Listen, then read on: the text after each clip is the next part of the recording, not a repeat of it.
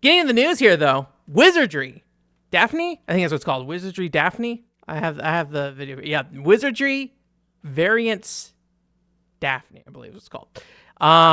There's some interesting stuff about this game. We talked about this game a long time ago, and I thought it looked really interesting actually because the way I described it before was like kind of like a weird first-person version. Well, I mean, Wizardry's first person, but this feels like it almost looks like a VR game in how it works, where they're like trying to emulate your character in a space and have characters like kind of interact with you directly visually. And I don't know, it feels like a weird, like reworked VR project or something in some ways. But I always thought it looked cool. It's got this very neat aesthetic. It reminds me of like a PS2 game in some ways, even though visually it's not like, limited by that factor. I think it just like aesthetically, I think it has some alignment with PS2 games and things like that. Anyways, but I was looking at this and I thought it was pretty cool. And then I had some people that I talked to who played it, and they also thought it was pretty cool. And so I was really hoping this game would do well because I thought it looked neat. That's a long way to say that. And it seems like it did work out. It seemed like it did do well. So Sensor Tower, which we follow for most mobile game revenue stuff, they had an article post basically. This is in Japanese, so we are doing machine translation per usual, so just be aware of that.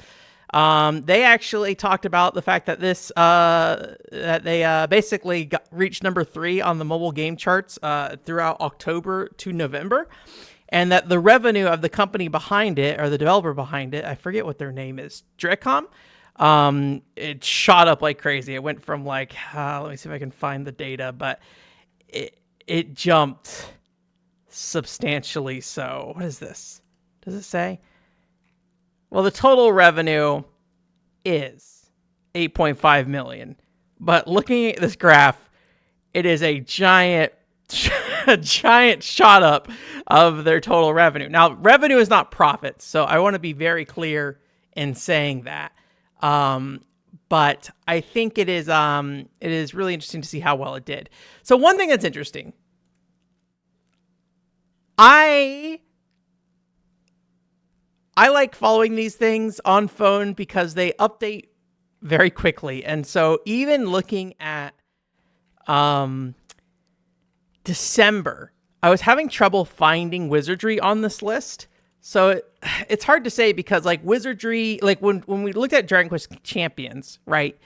I feel like it was on the list for like maybe a month or so, and then it was just kind of gone. And so I was wondering if it just kind of like disappeared again, like, or not it disappeared again, but like if Wizardry just kind of disappeared afterwards. But I did check, and I did see in January it did relist. So it apparently had dropped down to rank 74, and Sensor Tower only shows it to rank 50. But for whatever reason, it jumped up about like, I forget what is this one. The growth of downloads jumped up about 200%, and then the revenue growth was about 300% in January. I don't know what happened with the game.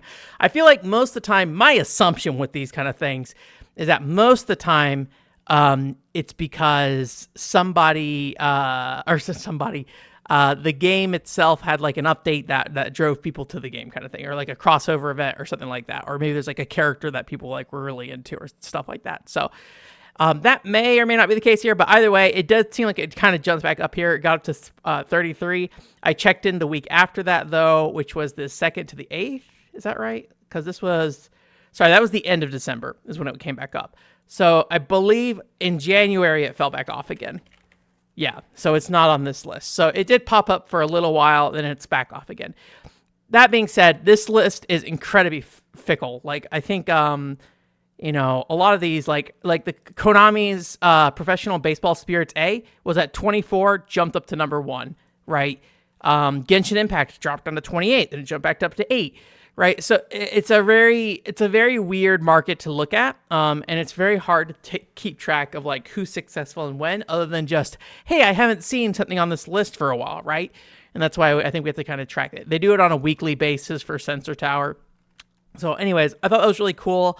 It does make me a little sad sometimes when I see people talk about this game, because I feel like people that I've seen on the internet who are like, man, I love Wizardry, and I wish more people cared about Wizardry, looked at this game and were like, mobile live service game, I don't think that's worth looking at. And look, I get it. I totally get it. I have somebody who has a really hard time getting into like mobile live service games. I think my hope is, and trying in the new year not to assume too much, my hope is that it is more of an issue of commitment than it is them saying like, hey, this game isn't worthy of, my time and energy, right? I think Wizardry on its own has always kind of struggled a little bit with that. And so, well, in America at least, getting people to pay attention. So I hope it worked out. I mean, Sensor Tower, I will say, is a Japanese thing. So I do not know how the American version of Wizardry is doing, of Wizardry Variant Daphne. I would not be surprised if it is on a separate server, if that eventually gets shut down well before the Japanese ones. But who can really say for that? So anyways, congratulations, Wizardry Variants Daphne. You won Game of the Year, Best Success Story for a Wizardry mobile game. So yeah.